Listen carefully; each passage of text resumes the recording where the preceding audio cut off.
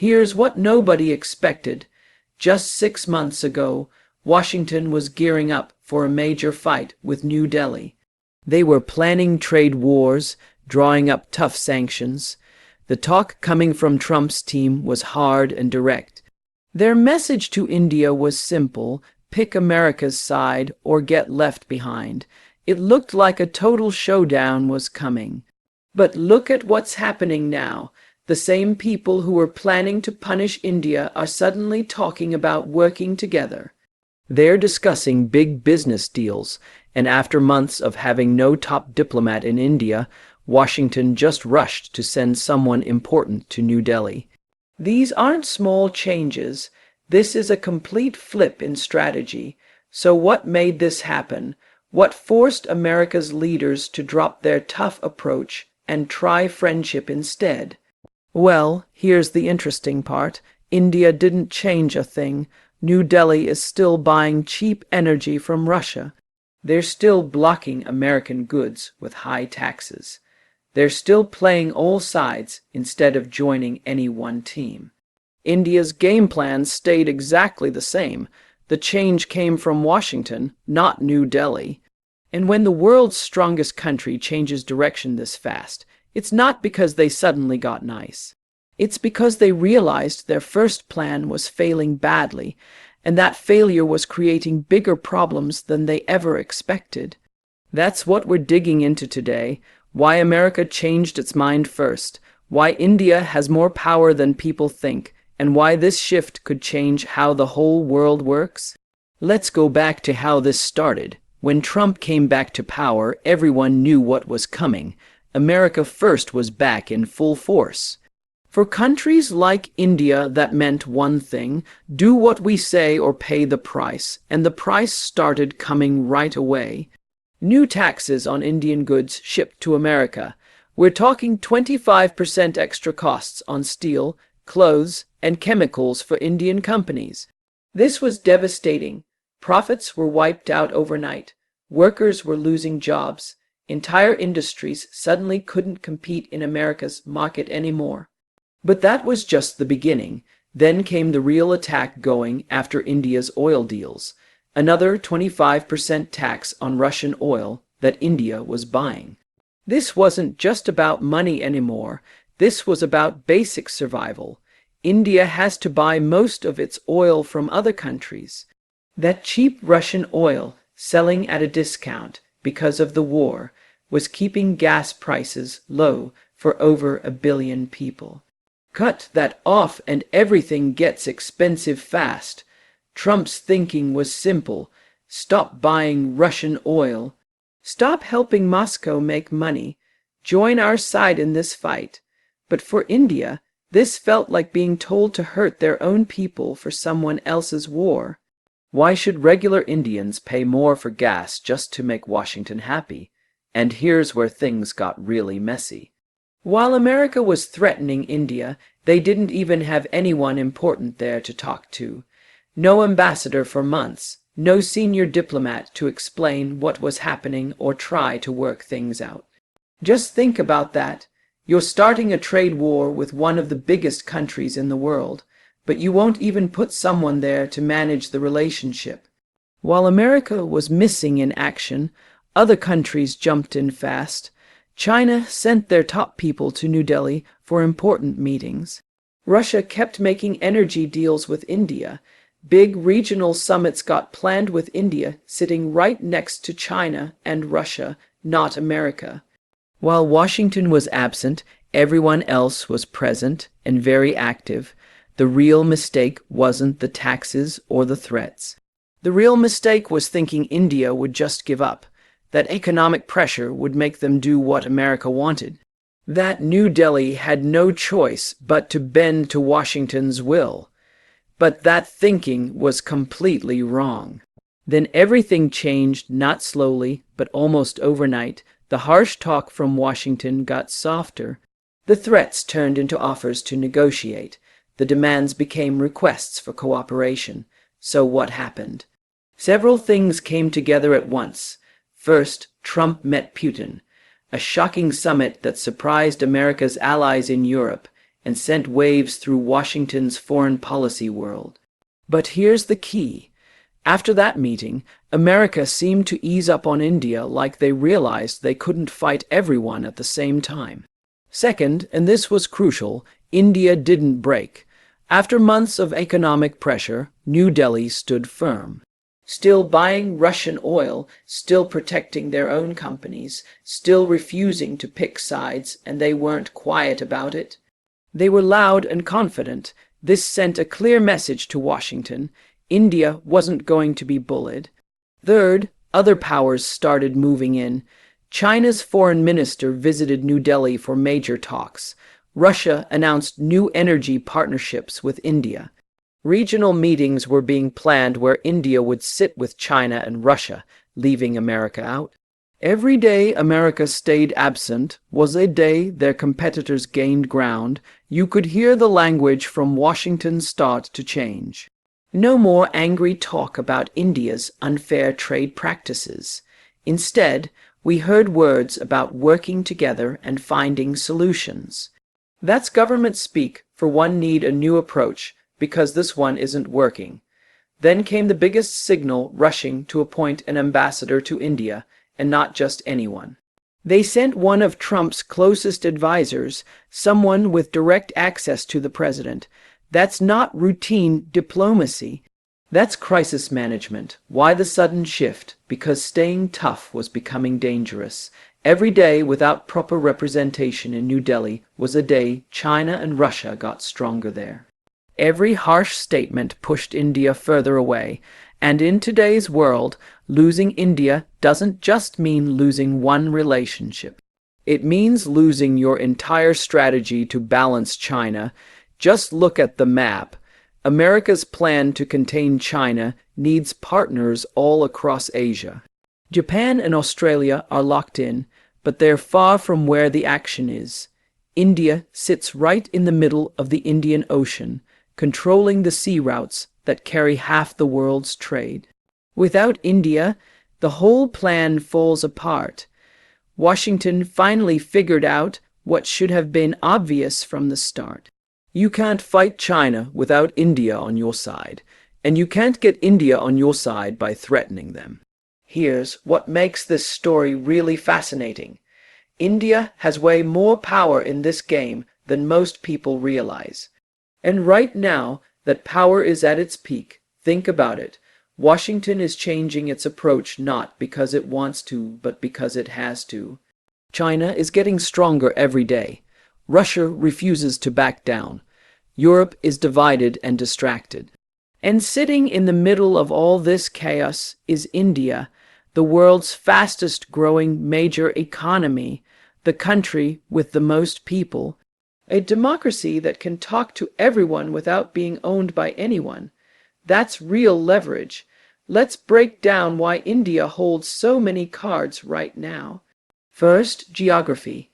India sits at the center of the Indian Ocean, where the most important trade routes in the world pass through. If you want to move goods between Asia, Europe, and Africa, you go through waters near India.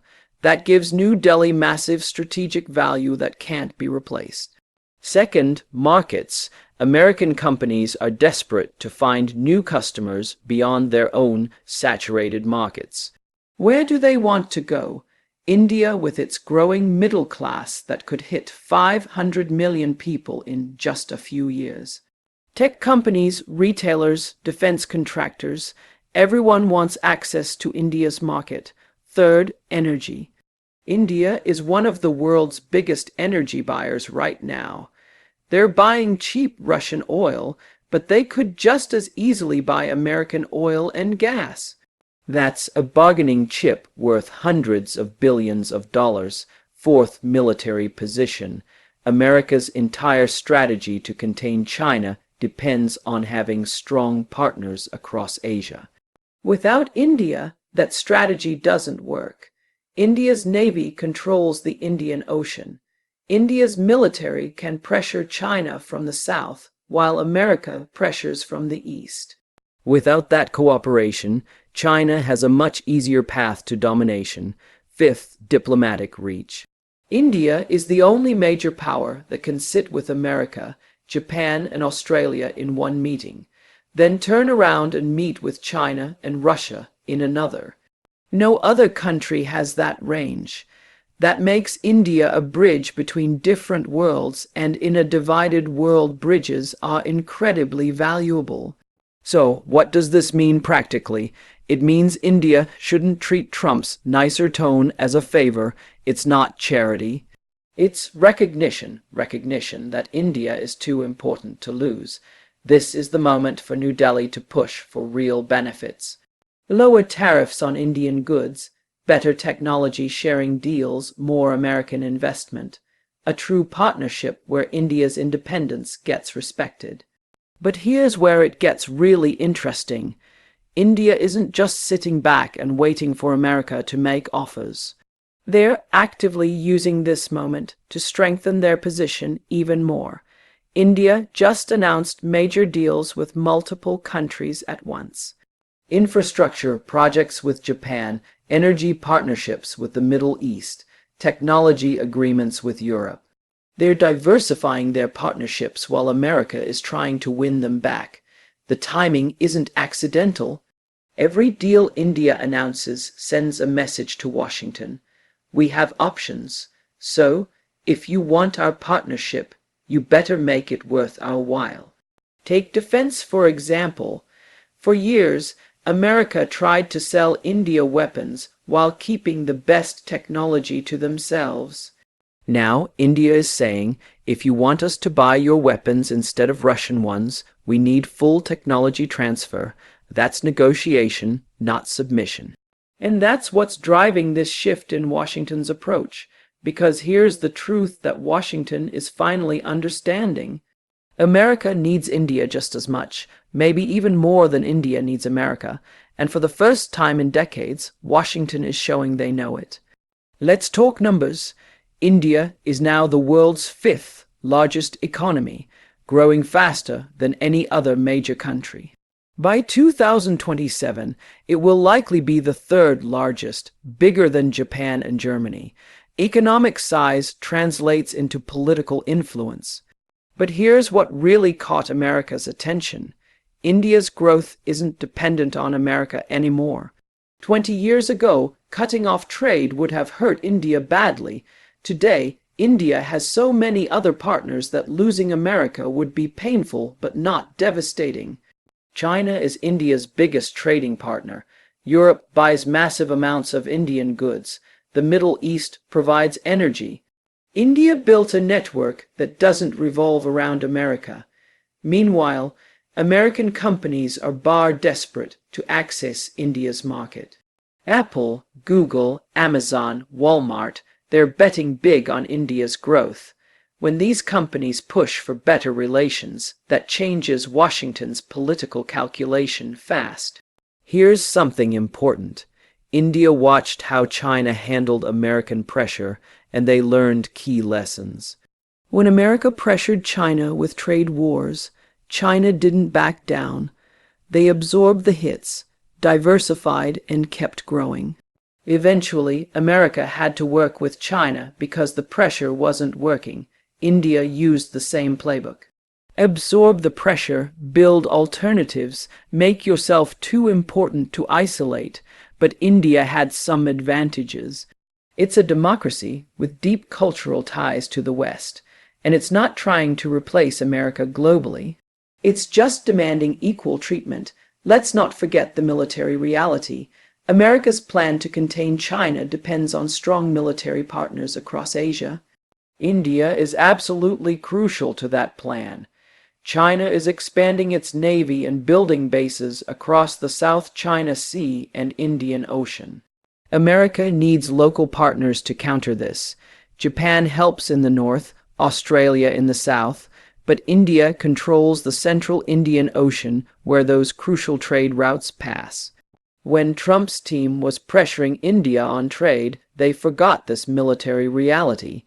But when China expanded its naval presence and India talked about deeper cooperation with Russia, the Pentagon's alarm bells went off. Military planners told the White House, "We need India more than we need to win trade arguments." That shifted everything. In Washington, military concerns will always trump economic ones. So where does this leave us? Let's be clear about what's really happening here. This isn't just about Trump being nicer to India. This is about America recognizing that the old playbook pressure, threaten, demand compliance doesn't work with India anymore.